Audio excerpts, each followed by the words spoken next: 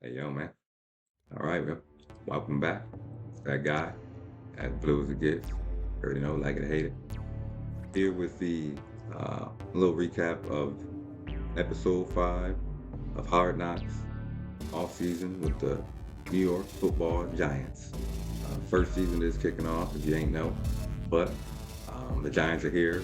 It's been a great series that we've gotten to see a lot of the insight, a lot of the vibes inside the room for the GM staff and the coaching staff and the scouting staff and everything like that. And it was been very cool. And we appreciate all the views and great production by HBO and the Giants. Willingness to finally freaking do one of these shows because it's been forever. We've been asking forever for them to do one of these, just whatever, man. But it's finally cool that we released one of the ones to kick off this series with the off-season one. And I'm sure other teams are gonna taking their own notes, man, of what they're gonna be like. As they might approach one of these if they were so offered to be the next one to do it or volunteer, however it's gonna work with them.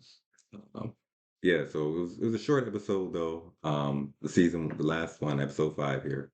But we already ended episode 4 more on going into the draft. So when this one started off, we're right back into that element with Malik Neighbors coming up as our first pick and moving on to our second, third round picks and Tyler Nubin and Andrew Phillips. And then we got some good info, vibes, feels around Theo Johnson, our fourth round pick. And we can't forget about Darius Missile, of course. We already got a Darius Slayton, but we can't forget about Darius Missile now coming in. So he's his own man right there, Darius Missile, on the defensive side of the ball, as a part of a new linebacker, rookie linebacker, as well. A little bit on him when we came in, and yeah, that was pretty much it along the way with the episode. Then we got some vibes on the way out with the scouting staff and just the team trying to approach the 2024 season with a rejuvenated vibe uh, and ready to go and make it happen. So yeah, as far as neighbors, we got a couple phone calls, of course. It probably was gonna be some, but we found out really who it was. It was the Jets and the Colts who were interested in possibly trading with us to move up and us moving back. But I guess the offers I don't really, too much to be trying to pursue like that. I myself, and I'm sure a lot of others might have felt like, the Giants are kind of stick where they're at. Even for me, at least, I wasn't really feeling too much about moving up, even to try maybe shoot one of the quarterbacks like that.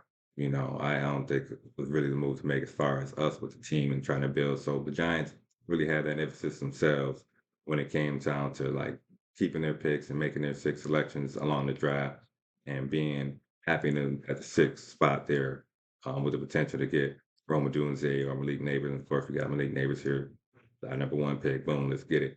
But of that, and then with Tyler Nubin, his situation, they're going after Kareem Lassiter as well, and well as Kool-Aid McKenzie. Both of them were selected before Tyler Nubin, so they had to kind of make some changes along the way to lock in on Tyler Nubin. But their emphasis or their idea of approaching the draft was to, let the draft kind of come to them and not try to move around and try to mess with it too much as far as moving around up and coming back perhaps after making the neighbor's pick and then maybe trying to move up further ahead in that second round or something like that. So they just kind of stayed pat and Tyler Nubin was picked and we're ready to have him. They got him scouted and everything. They highlighted some of his traits, his range and playmaking ability to show up in different areas as well as like interceptions and his tackling and of course, sacks perhaps on a blitz play and his coverage traits, speed, things like that. It's kind of much like Jason Pinnock here, one of my personal favorites, team favorites, perhaps fans favorites. As well as him, he's a very rangy player, has an ability to show up in different areas of a game through the course of a game, from intercepting something to blitzing or, making a key tackle stop somewhere downrange and coverage ability and skills, enough speed, and especially with his arm length and thing. Like somebody who has my physical traits, athletic traits in their own rights, but understand to just know how to read, the biomechanics of it basically is what we're talking about. Rangy players like that. So with him matching up with neighbors, and of course Belton back there as well, our safety, situations looking really promising. The cornerback situation was really being kind of worked out more so, and but Andrew Phillips, of course, is here, and he's going to be doing his thing and come a long way and learning, blossoming in the defensive side of the ball with Shane Bowen coaching him up. Um, the DB coach, his name escapes me right now. They had him on the scene as well when they're looking at Andrew Phillips, I believe, and they both were, ready to in agreement of bringing him in. What else? Yeah, of course, Theo Johnson probably been the fan favorite pick of the night, right? I guess you'd say. He's uh he's much more or less like our more recent tight ends like Evan Ingram or of course Darren Waller most recently, who are the receiving type tight ends, but they have a different type uh physical traits, builds and things like that that I would say Theo Johnson is a little different from. He's more perhaps like, they highlighted an old school like Mark Bavaro, but if you want to think something more recent, like a Jeremy Shockey, putting him against Shockey, like, I'm not trying to compare. They're gonna be their own players. Theo Johnson's gonna be Theo Johnson, the New York Giant. So, but maybe in that aspect, as far as his blocking ability, along with his receiving ability, blossoming along the way. Um, what else? Then we got, of course, Darius Sal came a little bit. It wasn't much. It was just the selections really, and that closed out.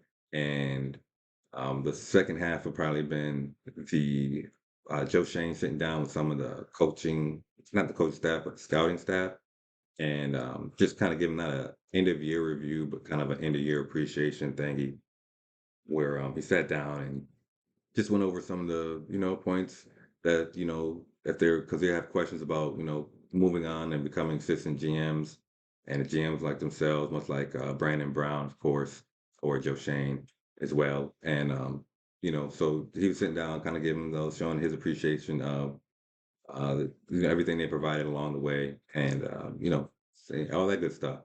And that was pretty much it, So it was cool to see them get motivated because we spoke in the last episode. These are hopefully potentially some future GMs in the making in there.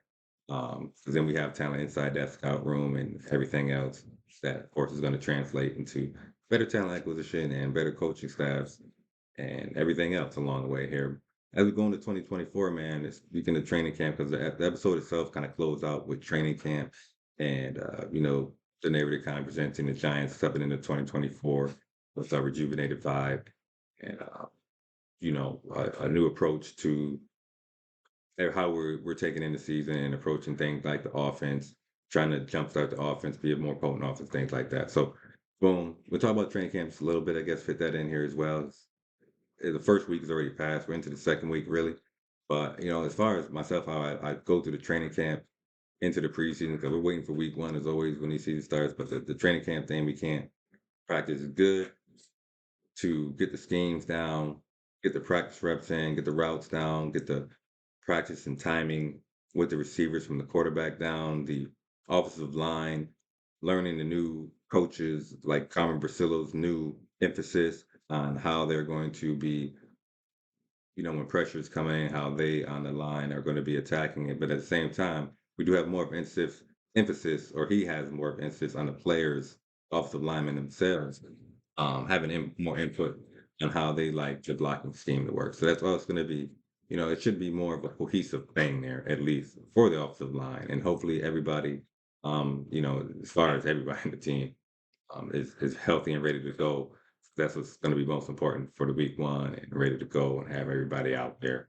That's just how you want it to be. So, we hear the good and the bad of the preseason and the training camp news. As far as I guess to say on Daniel, Malik Neighbors has been great news and things like that for the most part. Jalen Hyatt, of course, um, defensive side of the ball, the guys out there making picks, defensive stops, potential sacks from the front seven and things like that. So good thing. As far as Daniel, as far as, just getting a better connection with the wide receiver core is what we're looking for. It's been hit or miss for the most part, but we understand that Daniel is coming in off the ACL. So, he didn't kind of end the season being as much in sync with the receiving or, with the team's receivers on the back end of the season. So, but we know they did spend time in the summer, plenty of time, and Daniel was sure throwing hundreds, of thousands of passes to them in those sessions, and so but now against other defenses is out there, at least our defense right now until joint practices come in, is kind of him getting back in sync more. So he's hitting on something, having rough days, having better days, and that's whatever. I mean, whatever we heard from last season, man. So we got, and it was crazy out there sometimes. It was wild out there. It's crazy. But this season now, man, is different as we approach it, and the tools that at least having the shed to attack on the offensive side of the ball. So that's pretty much what it is with that. We don't take too much of it. A lot of people who might be down on him already have certain outs on the training camp, but everybody has been through some, most everybody, of course, admittedly been through some type of trial or tribulation, hard times, or had a point where they had to grind through and put some work in to get some stuff done. And of course, we respect that. And myself and home, I had many of these own trials and tribulations, and having to get stuff done and having to put in the work to achieve things. And of course, respect that. And, as one of the very few to achieve some of them things, you feel me? Ultimate respect goes out to the players in the same way when it comes to them being, very select few, like, less than 2,000 players or so who are professional NFL players to go out there and get it done and to be on national broadcasts, making all the money and stuff. And what else? But just, their talents themselves have gotten them to that level, is what I'm trying to say, and all of that. Um, so when Daniel comes in, man, we know, yeah, we understand how the season needs to go. Yeah, training camp's going to be whatever it is, but week one and everything being together for us as far as that support and the team itself, you know, Daniel. Not, of course, we need to support Daniel, but Daniel's, we supporting that stuff too. So, it's a whole team cohesive thing. And so when we're outside as a fan base, man, we try to understand and respect that the talent themselves are an enclosed thing in the operation. And that separation always remains because we don't have, the fullest insights. But of course, we understand that the team itself, of course, has to have a proper appreciation for the fan itself. When we do tune in, we do give them the adulation and appreciations, and our dollars purchasing all their merchandise, you know, all in all, to support the team in the best way we can. Of course, we don't need these things to do this because the fandom has been here way before this channel, way before this hoodie, way before that hat, way before them paintings and all this stuff. Everything else I got up in here of the Giants fucking variety, way before that, because we've been lifelong fans, man, and we hope to see good things for the team. That's why it gives us permission to suck, kind of say things about the teams when we do, and not be taken like we not loyal fans or disloyal fans or fair weather fans or any of that, because it's been not all the most springy of springs, around here, or the nice Indian summers around here in the wintertime and whatnot, man. It's been cold. It's been desolate sometimes around here, and I'm sure everybody understands that. But at the same time, everybody is ready to kind of move on from that, man. And that's what's kind of funny. But it's the game that it is, and you have to just sit back and watch it and take it in, man. It's we can't promise what's going to happen in the season, even though I've given like a prediction. But even that's not a real thing until the season takes place. So I might even give another one because field change on the whole availability of stuff. Yeah, man, I think that's about it. We hope everything goes well out there, and let's go, man. All right, it's 2024 season. Let's go Giants. Thank y'all for stopping by, man. Welcome back. Welcome here if it's your first time. That guy, man, little gifts. As real as can be. Always as real as can be. If you ain't know, well, yeah, I'm as real as it be. Even if you ain't know me in your circles, that's cool too, because I probably wasn't trying to run in them a lot of the time. Yeah, man. Peace out. One.